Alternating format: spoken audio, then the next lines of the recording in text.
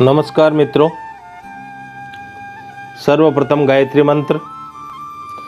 ओम भूर्भुवः स्वः तत्सवितुर्वरेण्यं भर्गो देवस्य धीमहि धियो यो नः प्रचोदयात्।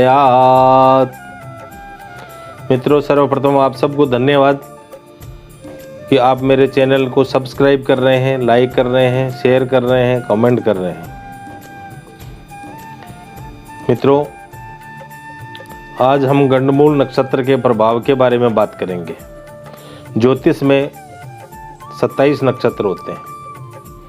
उनमें से 6 नक्षत्र ज्येष्ठा, हस्तलेखा, रेवती, मूल, मघा और अश्वनी नक्षत्र की गणना मूल नक्षत्र में की जाती है। राशि और नक्षत्र की समाप्ति जब एक ही स्थान पर होती है तब यह स्थिति गंड या मूल नक्षत्र कहलाती है। राशि और नक्षत्र की समाप्ति से ही नए राशि और नक्षत्र के प्रारंभ होने के कारण ही ये नक्षत्र मूल संज्ञक नक्षत्र कहे जाते हैं। गंडमूल नक्षत्र में जन्म लेने वाले जातक स्वयं तथा अपने माता पिता, मामा आदि के लिए कष्ट प्रदान करने वाला होता है।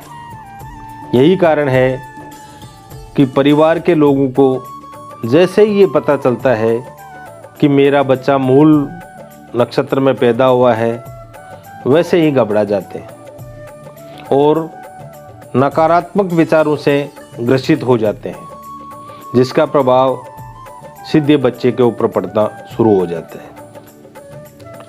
चूंकि बच्चा अपने जन्म के 12 सालों तक अपने माता पिता के कर्मों से प्रभावित होता है, तो ऐसी स्थिति में बच्चा माता पिता के नकारात्मक विचारों को अपने माता पिता के ऊपर ही प्रत्यारोपित कर देता है।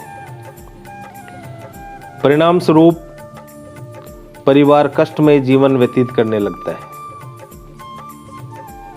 इसलिए यदि आपका बच्चा मूल में जन्म लिया है तो घबराएं नहीं, नकारात्मक विचार नहीं लाएं। शास्त्र में निर्धारित उपाय कराएं आपके लिए और आपके बच्चे के लिए शुभ ही शुभ होगा। गंडमूल नक्षत्र में जन्म लेने वाला बालक शुभ प्रभाव में है तो वह सामान्य बालक से कुछ अलग विचारों वाला होता है। यदि उसे सामाजिक तथा पारिवारिक बंधन से मुक्त कर दिया जाए तो ऐसा बालक जिस भी क्षेत्र में जाएगा एक अलग स्थान प्राप्त करेगा। ऐसे बालक तेजस्वी, यशस्वी, नित्य नवचेतन, कला अन्वेषी होते हैं। यह अच्छा प्रभाव है। अगर वह अशुभ प्रभाव में है तो इन्हीं नक्षत्रों में जन्मा बालक क्रोधी, रोगी, ईर्ष्यावान होगा, इसमें कोई आश्चर्य नहीं है। इस अशुभता की शुभता के लिए गंडमूल दोष की विधिवत शांति करा लेना चाहिए। अब जानते हैं कैसे बनता है मूल नक्षत्र या गंडमूल नक्षत्र। राशि और नक्षत्र के एक ही स्थान पर उदय और मिलन के आधार पर गंडमूल नक्षत्रों का निर्माण होता है। इसके निर्माण में कुल 6 स्थितियां बनती है। इसमें से 3 नक्षत्र गंड के होते हैं और 3 मूल नक्षत्र के होते हैं। कर्क राशि तथा अश्लेषा नक्षत्र की समाप्ति साथ साथ होती है, वहीं सिंह राशि का समापन और मघा राशि का उदय एक साथ होता है। इसी कारण इसे अश्लेषा गंड संज्ञक और मघा मूल संज्ञक नक्षत्र कहा जाता है। वृश्चिक राशि और ज्येष्ठा नक्षत्र की समाप्ति एक साथ होती है तथा धनु राशि और मूल नक्षत्र का प्रारंभ यहीं से होता है। इसलिए इस स्थिति को ज्येष्ठा, गंड और मूल नक्षत्र कहा जाता है। मीन राशि और रेवती नक्षत्र एक साथ समाप्त होते हैं तथा मेष राशि व अश्विनी नक्षत्र की शुरुआत एक साथ होती है। इसलिए इस तिथि को रेवती गंड और अश्विनी मूल नक्षत्र कहा जाता है। जन्मदिन से 27वें दिन जन्म नक्षत्र की पुनः आवृत्ति होती है तथा मूल और गंड नक्षत्रों के शुभ फल की प्राप्ति के लिए गंडमूल उपाय कराया जाता है। चंद्र नक्षत्र से गंडमूल का निर्धारण कैसे करते हैं? तो चंद्रमा अश्विनी नक्षत्र के प्रथम चरण में हो या चंद्रमा अश्लेषा नक्षत्र के चतुर्थ चरण में हो या चंद्रमा मघा नक्षत्र के प्रथम चरण में हो या चंद्रमा ज्येष्ठा नक्षत्र के चतुर्थ चरण में हो या चंद्रमा मूल नक्षत्र के प्रथम चरण में हो या चंद्रमा रेवती नक्षत्र के चतुर्थ चरण में हो। तो मूल नक्षत्र और गंडवास का क्या महत्व है, इसके बारे में चर्चा करते हैं। सर्वप्रथम गंड का वास देखना चाहिए कि गंड का वास जन्म काल में कहाँ है। मुहूर्त चिंतामणि के अनुसार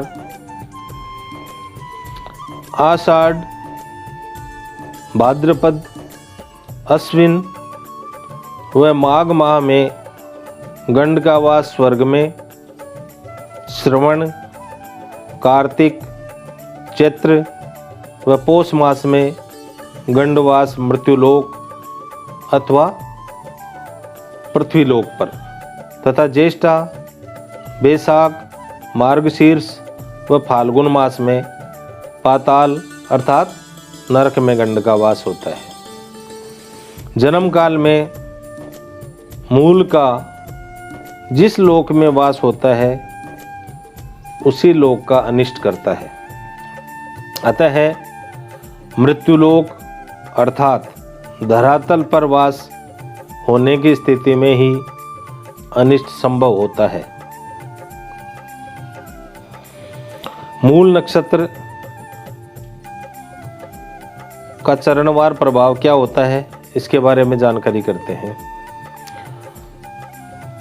तो नक्षत्र मूल, मघा और अश्वनी के प्रथम चरण का जातक के पिता के लिए, रेवती के चौथे चरण और रात्रि का जातक की माता के लिए, ज्येष्ठा के चतुर्थ चरण और दिन का जातक के पिता के लिए तथा अश्लेषा के चौथे चरण और संधि काल में जन्म हो तो स्वयं के लिए जातक अरिष्ट कारक होता है। दिन से रात व रात से दिन की संधि को संधि काल कहते हैं। अब हम गंडमूल के अश्विनी नक्षत्र के प्रभाव के बारे में बात करते हैं। तो मेष राशि में अश्विनी नक्षत्र 0 अंश से प्रारंभ होकर 13 अंश 20 मिनट तक रहता है। जन्म के समय यदि चंद्रमा 2 अंश 30 मिनट के मध्य अर्थात प्रथम चरण में स्थित हो तो गंडमूल नक्षत्र में जन्म माना जाता है। अश्विनी नक्षत्र के प्रथम चरण में जन्म होने पर जातक को अपने जीवन काल में अनेक कठिनाइयों का सामना करना पड़ता है। इस नक्षत्र में जन्म लेने पर बच्चा पिता के लिए कष्टकारी होता है, परंतु हमेशा नहीं। प्रथम चरण पिता को शारीरिक कष्ट एवं हानि प्रदान करता है।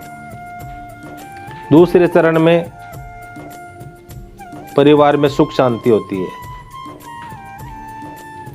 तीसरे चरण में सरकार से लाभ तथा मंत्री पद का लाभ भी मिलता है। चतुर्थ चरण में परिवार एवं जातक को राज सम्मान तथा ख्याति मिलती है। अब हम गंडमूल के मघा नक्षत्र में क्या प्रभाव होता है इसकी चर्चा करते हैं। सिंह राशि के आरंभ से मघा नक्षत्र शुरू होता है, परंतु सिंह राशि में जब चंद्रमा 0 से लेकर 2 अंश और 20 मिनट अर्थात प्रथम चरण में रहता है तब ही गंडमूल नक्षत्र माना गया है। प्रथम चरण माता को कष्ट होता है। दूसरे चरण में पिता को कोई कष्ट या हानि होती है। तीसरे चरण में जातक सुखी जीवन व्यतीत करता है। चौथे चरण में जातक को धन, विद्या का लाभ, कार्य क्षेत्र में स्थायित्व प्राप्त होता है। अब मूल नक्षत्र के बारे में बात करते हैं। जब चंद्रमा धनु राशि में 0 से 13 अंश और 20 मिनट के मध्य स्थित होता है तब ये मूल नक्षत्र में आता है। परंतु जब चंद्रमा 0 अंश से 30 मिनट अर्थात प्रथम चरण में हो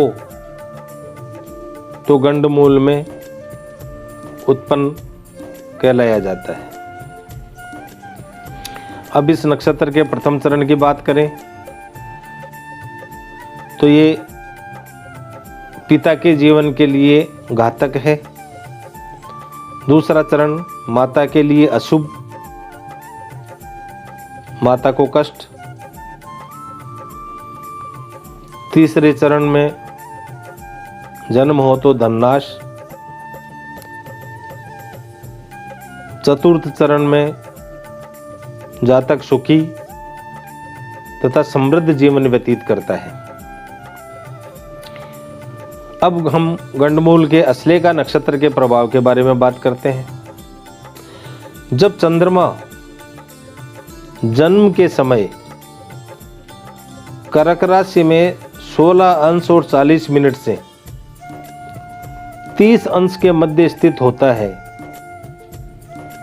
तब अश्लेषा नक्षत्र कहलाता है। परंतु जब चंद्रमा 26 अंश से 40 मिनट अर्थात चतुर्थ चरण में ही हो तो गंडमूल में उत्पन्न जातक माना जाएगा। अब इस नक्षत्र के प्रथम चरण की बात करें तो प्रथम चरण के प्रभाव से शांति और सुख मिलेगा। दूसरे चरण में धननाश, बहन भाइयों को कष्ट।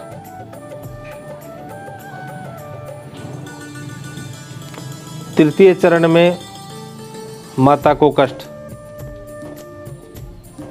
चतुर्थ चरण पिता को कष्ट, आर्थिक हानि। अब हम गंडमूल का ज्येष्ठा नक्षत्र में प्रभाव के बारे में चर्चा करेंगे। तो जब चंद्रमा जन्म के समय वृश्चिक राशि में 16 अंश और 40 मिनट से 30 अंश के मध्य स्थित होता है, तब ज्येष्ठा नक्षत्र कहलाता है। परंतु जब चंद्रमा 26 अंश और 40 मिनट अर्थात चतुर्थ चरण में हो तो गंडमूल में उत्पन्न जातक कहलाता है। प्रथम चरण की बात करें तो इसमें बड़े भाई बहनों को कष्ट मिलता है।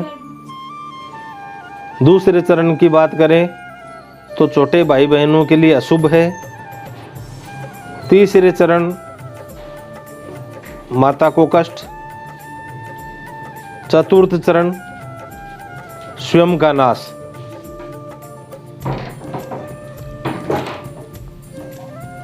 गंडमूल रेवती नक्षत्र के प्रभाव के बारे में बात करते हैं। तो मीन राशि में 16 अंश 40 मिनट से 30 अंश तक रेवती नक्षत्र होता है। जिस समय चंद्रमा मीन राशि में 26 अंश और 30 मिनट के मध्य रहता है तो गंडमूल नक्षत्र वाला जातक कहलाता है। अब इसमें प्रथम चरण की बात करें तो जीवन सुख और आराम से व्यतीत होगा।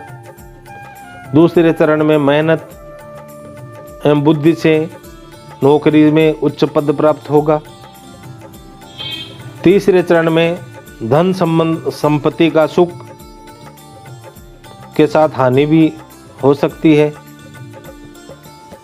चतुर्थ चरण स्वयं के लिए कष्टकारी होता है। अब हम गंडमूल नक्षत्र की शांति के उपाय के बारे में बात करते हैं। यदि बच्चे का जन्म गंडमूल नक्षत्र में हुआ है तो उसके पिता को चाहिए कि अपने बच्चे का चेहरा न देखें और तुरंत पिता की जेब में फिटकरी का टुकड़ा रखवा देना चाहिए। तत्पश्चात 27 दिन तक प्रतिदिन 27 मूली पत्तों वाली होनी चाहिए बच्चे के सिर की तरफ रख देना चाहिए और पुनः उसे दूसरे दिन चलते पानी में बहा देना चाहिए। ये क्रिया 27 दिनों तक नियमित करनी चाहिए। इसके बाद 27वें दिन विधिवत पूजा करके बच्चे को देखना चाहिए। जिस नक्षत्र में जन्म हुआ है उसके संबंधित देवता तथा ग्रह की पूजा करनी चाहिए। इससे नक्षत्रों के नकारात्मक प्रभाव में कमी आती है। अश्विनी, मघा, मूल नक्षत्र में जन्मे जातकों को गणेश जी की पूजा अर्चना करने से भी लाभ मिलता है। अश्लेषा, ज्येष्ठा और रेवती नक्षत्र में जन्मे जातकों के लिए बुध ग्रह की आराधना करना चाहिए तथा बुधवार के दिन हरी वस्तुओं जैसे हरा धनिया, हरी सब्जी, हरा घास इनका दान करना चाहिए। गंडमूल में जन्मे बच्चे के जन्म के ठीक 27वें दिन गंडमूल शांति पूजा करवाई जानी चाहिए। इसके अलावा ब्राह्मणों को दान दक्षिणा देने और उन्हें भोजन करवाना चाहिए। इसके लिए नक्षत्र का मंत्र जाप करना चाहिए। 27 कुओं का जल, 27 तीर्थ स्थलों के कंकण, समुद्र का फेन, 27 छिद्र का घड़ा, 27 पेड़ के पत्ते, 7 निर्धारित अनाज, 7 खंडों की मृतिका यानी मिट्टी, आदि दिव्य जड़ी बूटी औषधियों के द्वारा शांति प्रक्रिया संपन्न करानी चाहिए। ये क्रिया 27वें दिन जब तक ये नक्षत्र हो 27 माला का जाप, हवन, तर्पण, मार्जन कर 27 लोगों को भोजन कराना चाहिए। पुनः दक्षिणा देकर अपने बालक का चेहरा देखना चाहिए। जितना जैसा भी संभव हो अथवा स्थानीय या कुल परंपरा में प्रचलित रीति रिवाज के अनुसार शांति पाठ करवा लेना चाहिए। तो मित्रों, आज आपने गंडमूल नक्षत्र के बारे में जाना। आज बस इतना ही। आशा करता हूँ ये वीडियो आपको पसंद आया होगा। अगर ये पसंद आया हो तो लाइक सब्सक्राइब ज़रूर करें, शेयर करें, कमेंट करें। धन्यवाद। शुभमस्तु।